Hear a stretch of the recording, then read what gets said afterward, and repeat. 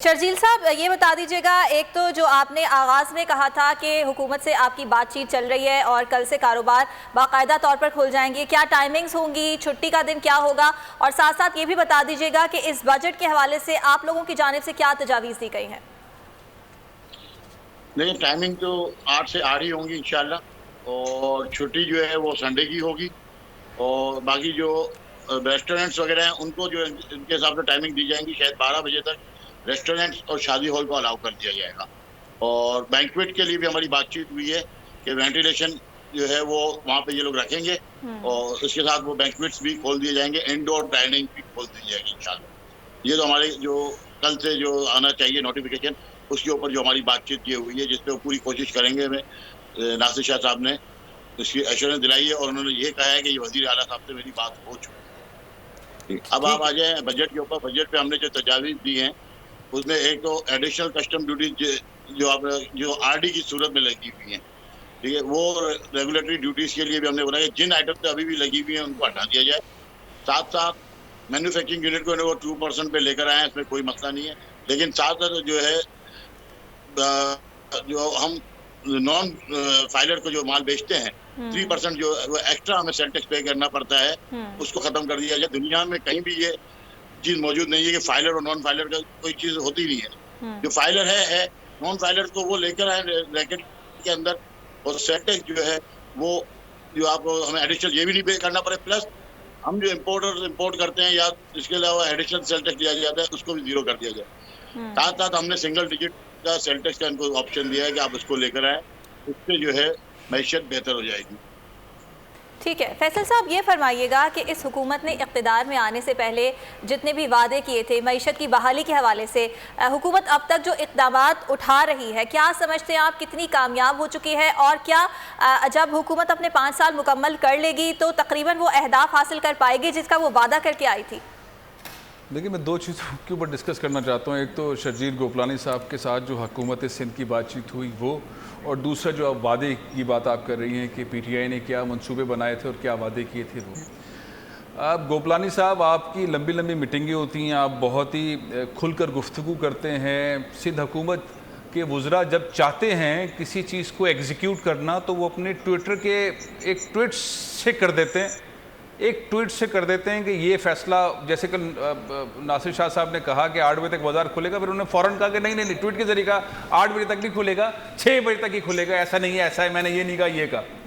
आप उन्हें मजबूर क्यों नहीं करते? ये इंतज़ार की जो घड़ियाँ हैं सिर्फ कराची के लिए SOPs के नए इजादात ये पूरे पाकिस्तान में नहीं होते जो कराची में होते हैं। आप भी इतना शोर शराबा करते हैं लेकिन नताइज नहीं निकालते। आप भी 150 अंजुमनें हैं, वो अजीब व गरीब किस्म की मीटिंगें करती हैं, चीखते हैं, चिल्लाते हैं, अपने लिए लड़ते हैं, लड़ाते हैं, लेकिन नतीजे जीरो, और वो एक ट्वीट नहीं करवा पाते। अब इंतजार कर रहे हैं कि नोटिफिकेशन निकलेगा, नोटिफिकेशन निकालेंगे।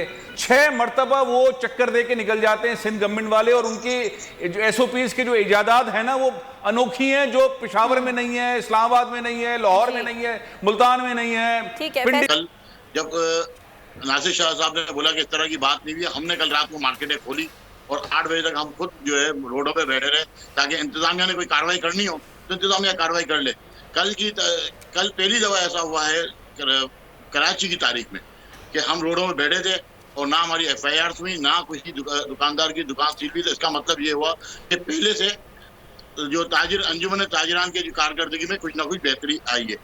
मैं एक बात बताता चलूं कि हुकूमत से लड़ना मुश्किल होता है, इसके बावजूद कल हमने जो अल्टीमेटम दिया था 4 दिन पहले के 72 घंटे बाद हम अपना लाए अमल बताएंगे, और हमने आपको कल बता दिया। कल इन केस नोटिफिकेशन इशू नहीं होता तो आप बेफिक्र रहे हैं। कल कराची, लेकिन शर्जील साहब, कत्ता कलामी के लिए माजरत, आप लोगों ने जो एहतजाज के हवाले से गुफ्तगू की थी उस पर भी तमाम ताजिरों ने लब्बैक नहीं कहा। बिल्कुल ऐसा है। देखिए, हर जगह हर चीज में आपका नजरिए का फर्क होता है। बहुत से लोग ये समझते हैं कि हुकूमत सही है तो उसकी तरफ जाए। हमने जो बात की है वो ये की है कि पूरे पाकिस्तान में MCOC ने रात को 8 बजे तक कारोबार की इजाजत दी है, डाइन इन खोल दिया है, रेस्टोरेंट के टाइम खुल चुके हैं, शादी हॉल्स खुल चुके हैं। तो कराची में इसी बात को हमने कि एक पाकिस्तान है, एक कानून होना चाहिए। जो अपॉर्चुनिटी बलूचिस्तान को, पंजाब को, फ्रंटियर को वही अपॉर्चुनिटी हमें भी मिलनी चाहिए, जबकि पूरे मुल्क का सबसे ज्यादा रेवेन्यू देने वाला शहर कराची है, उसके साथ नाजायज और नाइंसाफी सियासत की नजर की जाए। और असल मसला सिंध गवर्नमेंट को हमारे साथ जो रहता है वो यही रहता है कि हम अपोजिशन के दौरान खोलते हैं, हम जो है अपोजिशन पार्टी से मिलते हैं, जबकि हम इस मुल्क की ही सियासी पार्टियों से कोई हमें कॉल करती है तो हम बिल्कुल मिलते हैं। हमारी जिन सियासी पार्टियों से मुलाकात हुई है, चाहे वो MKM हो, चाहे PTI हो, चाहे MKM हकीकी हो, तमाम लोगों से उन्होंने हमें कॉल किया था और हमने उनसे मुलाकात की। इवन के ठीक है गोपलानी साहब, आपका पॉइंट आ गया। इस वक्त हम नाज़रीन को ये बताएं कि हमारी टेलीफोन लाइंस खुली हुई हैं। इस बजट के हवाले से आपकी क्या राय है, क्या तजवीज़ आप हुकूमत को देना चाहते हैं, इस बारे में आप कॉल कर सकते हैं और अपनी राय का इजहार कर सकते हैं। फैसल साहब, आपकी जानिब आऊँगी। जब हम आवाम की बात कर रहे हैं कि आवाम अपनी तजवीज़ भी दे सकते हैं, हमने ये देखा था कि गुज़िश्ता बरस जो बजट आया था उसमें सरकारी मुलाजमीन की तनख्वाहों में इजाफा नहीं किया गया था, लेकिन इस बार इजाफा किया जा रहा है, तनख्वाहों में भी इजाफा किया जा रहा है, पेंशन में भी इजाफा किया जा रहा है और मजदूर की उजरत बढ़ाने की भी बात हो रही है। क्या इतना रिलीफ काफ़ी है? जी 3 सवाल हो गए, मेरी बात वो पूरी नहीं हुई थी। PTI के वादे तनख्वाहों में इजाफा तो इस दफ़ा हुकूमत कर रही है और सारे वज़रा ने कह भी दिया है कि 15 से 20% इजाफा होगा और तनख्वाहों में इजाफा नहीं होगा बल्कि स्पेशल अनाउंस के तौर पर दिया जाएगा।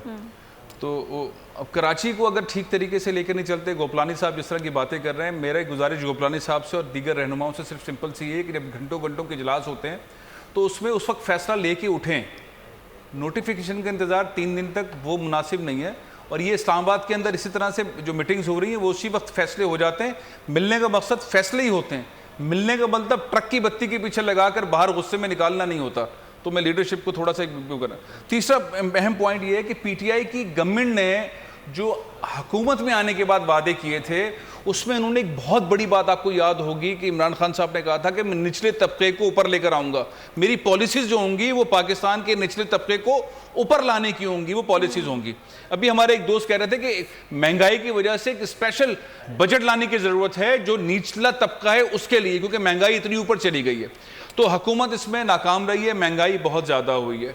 एक कॉलर हमारे साथ मौजूद हैं, मोहम्मद मंसूर साहब, उनसे बात करेंगे। मंसूर साहब फरमाइएगा, क्या समझते हैं कि ये जो बजट हुकूमत की जानिब से पेश किया जाने वाला है इसमें आवाम के लिए कितना रिलीफ है?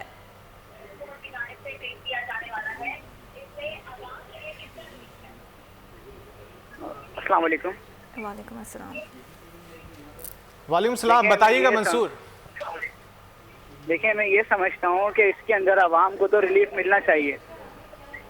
अभी सब में बड़ी मुश्किल क्या है आवाम के लिए, आप क्या समझते हैं? क्योंकि आवाम को जब तक रिलीफ नहीं मिलेगा,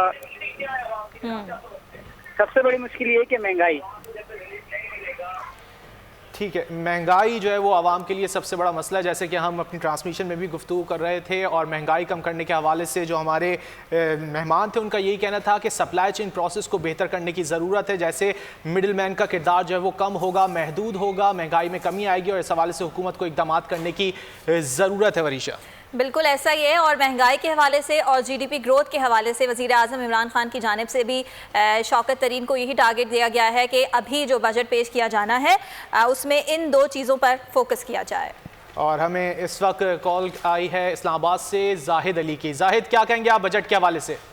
हाँ सर, मैं बजट के बारे में ये कहना चाहता हूँ कि जिस तरीके से बजट सेशन होता है और इसमें जो परसेंटेज बढ़ता है, इसमें जो बड़े बड़े अफीसर होते हैं उनके लाखों में और हजारों में इनके तनख्वाहें बढ़ जाती है। जो गरीब आवाम होते हैं, खासकर जो पेंशनियर लोग होते हैं, उनके ऊपर बहुत ज्यादा बोझ डाला जाता है। अगर मिसाल के तौर पर बजट से पहले एक चीज 100 रुपए का होता है तो बजट के बाद वो 140-150 पे चले जाता है। तो मेरा ये सर मशवरा है हुकूमत वक्त को कि ये बजट ये वाला कहानी ये खत्म कर दे और गरीब आवाम के लिए। ठीक है जाहिद साहब, आपका पॉइंट आ गया, बहुत शुक्रिया आपका।